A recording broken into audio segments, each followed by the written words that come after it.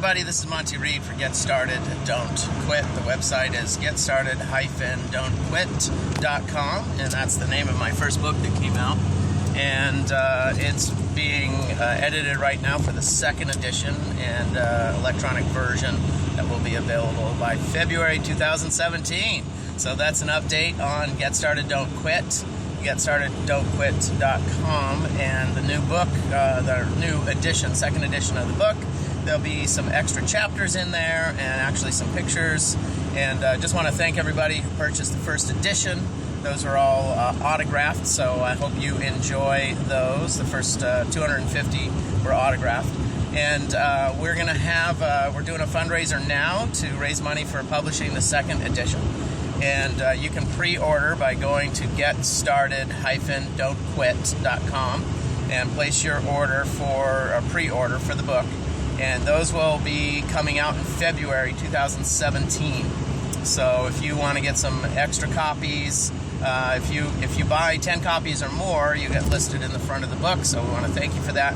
And of course, if your company wants to get your name or logo on the website and in the book, you can also purchase 50 or 100 copies of the book, and you'll get listed as one of the company sponsors for the book. So we want to thank you for that. Everybody who joins in and pre-orders the book, you're going to help us to get it published quicker. We've got a great editor, and again, I want to thank everybody who sent in comments with the typos and spelling errors. Everyone knows I have a learning disability, so it's amazing that I was able to get the book written and published. And so I want to thank you all for being my proofreaders and letting me know about the challenges that we've had. And we pass that on to our editor that's going to be making this nice, new, clean version of the book. And like I said, extra chapters. And just an overview for those of you who have never read the book. I talk about the robotic exoskeleton and how all of that came to be. And of course, theyshalwalk.org is the charity that is benefiting from the sale of the books. The book was published to help get the LIFESUIT into hospitals, and the LIFESUIT is a robotic exoskeleton or powered suit or exosuit. There's a lot of names for it now. Back in 1986 when I worked on it, there was only 2 references to exoskeletons, and one was Robert Heinlein's powered suit that the soldiers wore. And there was also, in the 1960s, there was a research project funded by the government to build an exoskeleton for warehouses.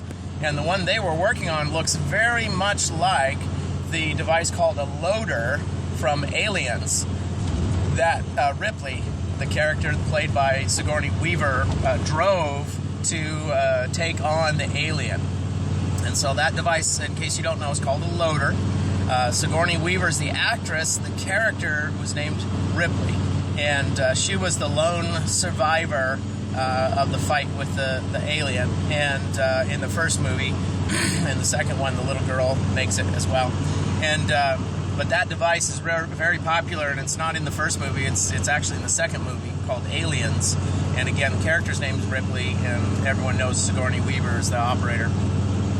So in 1986, I was a U.S. Army Airborne Ranger, and the reason I was there was when I was in high school, I wanted to be a research scientist. I wanted to have a lab coat. That was my heart's desire, and I felt like God had given me that vision and dream.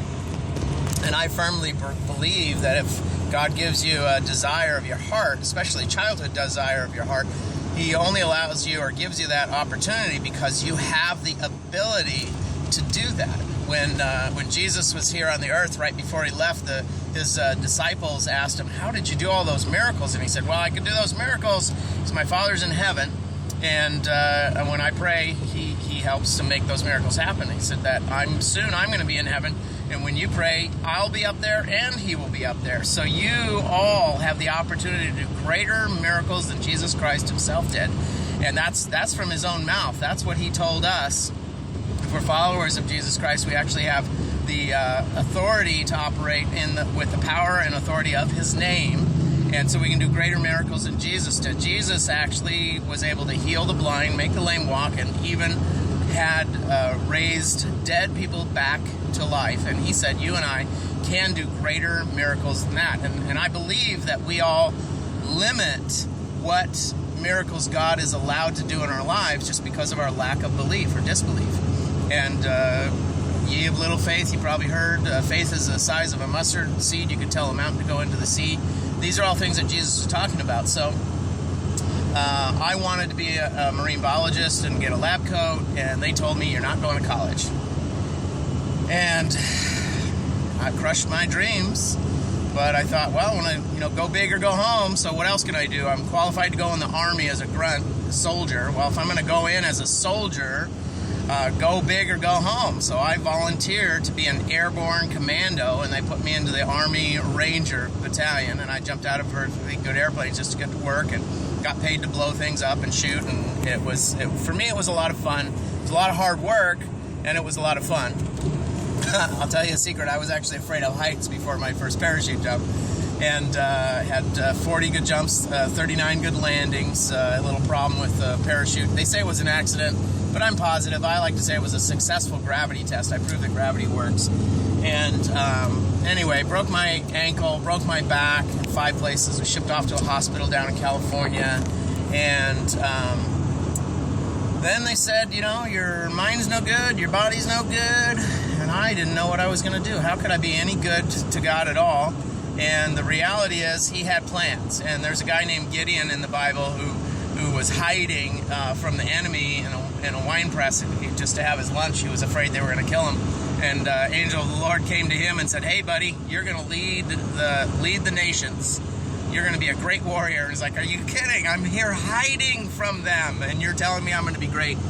And that's kind of how I felt when I had a vision of the robotic life suit, the exoskeleton. In the dream, I was laying in the hospital bed, paralyzed, and I had this dream about a guy who was working at a job site, and he slipped and fell a couple of stories and fell onto a pile of rubble and broke his back, and he was paralyzed. They rushed him off the hospital, did surgery, stabilized his wounds, and then this guy came in, measured him, and then they put this life suit, robotic exoskeleton on him, and he was able to just think about standing up.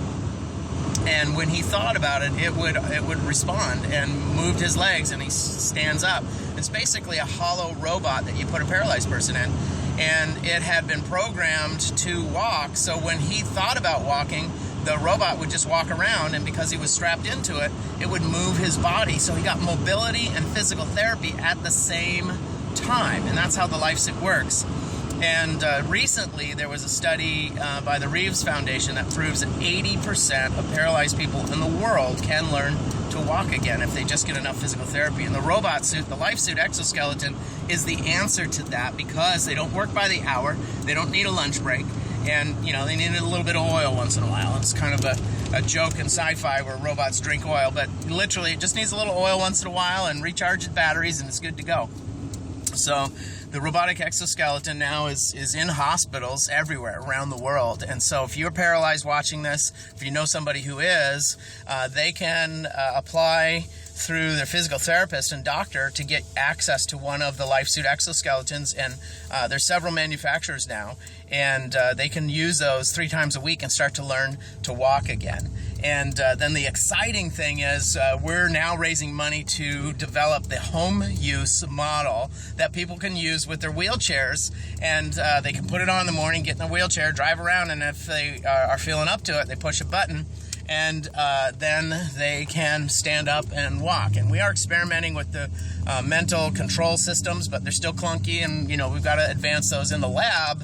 A paralyzed person can think about it, and the suit will stand up and think about walking, and it will walk. It's just not fast enough in real time to be safe. So we're still working on that. We're still developing that. And as we continue to develop that, right now the money we're raising is for a home use model that uses buttons and other adapters. Basically, if anyone can operate or control a powered wheelchair, they will be able to operate or control our exoskeleton with that same controller system. And then once we get that one done, that's basically $200 million is what we need for that project. And after we get that one done, we're we're going to be working on the biosynthetic muscle fiber suit. Now, this is really exciting. You can take undifferentiated cells, and basically for most of the experiments we use freshly fertilized quail egg, and then there's a mixture of some basically food serum for it, and you put it in this mixture, and you can take any human cell, any animal cell from any creature living, and put it into that quail egg, freshly fertilized quail egg mixture, which is all undifferentiated cells, and it will start growing. And it's amazing how compatible everything is when you have undifferentiated cells. And this technology has been around for a few years, but it's really exciting because you can take skeletal muscles tissue and you can mix it into this, and within about 8 weeks you will have live muscle tissue that is alive and twitching. And so the big challenge that we've had so far in skeletal muscle growth is getting the skeletal muscles to attach to the tendons. And so we're experimenting with other lattices, and we found lattice. It's basically stuff that you use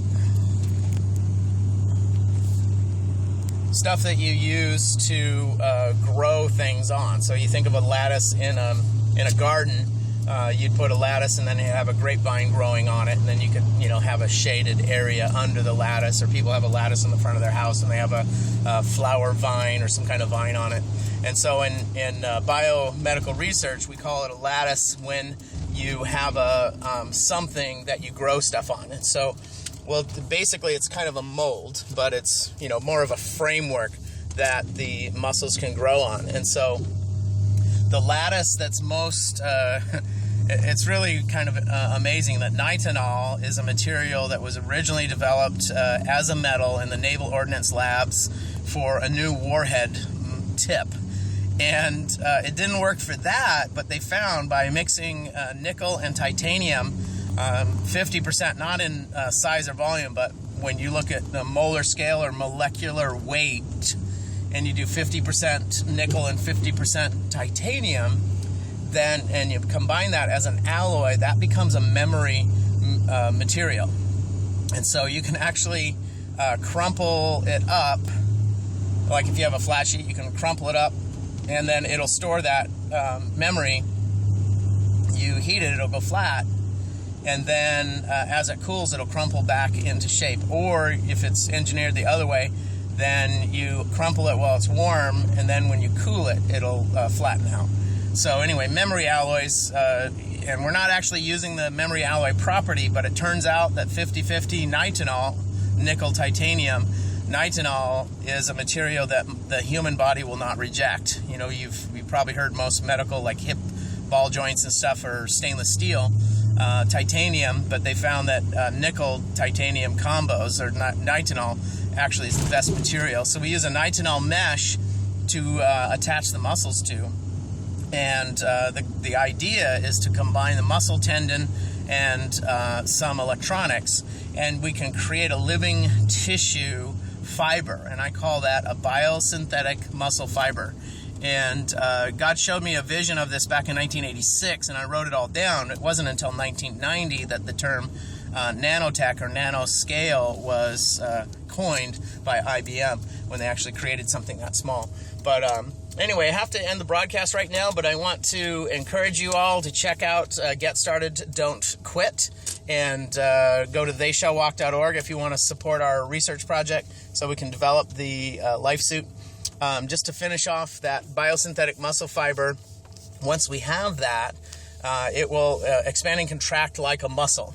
And then we will weave a suit of clothing that looks very much like a skin diver suit or long underwear. And that will basically, a paralyzed person will zip that on, and when they think about walking, it will move for them. And so they're wearing it under their clothes, but it'll help move every limb of their body.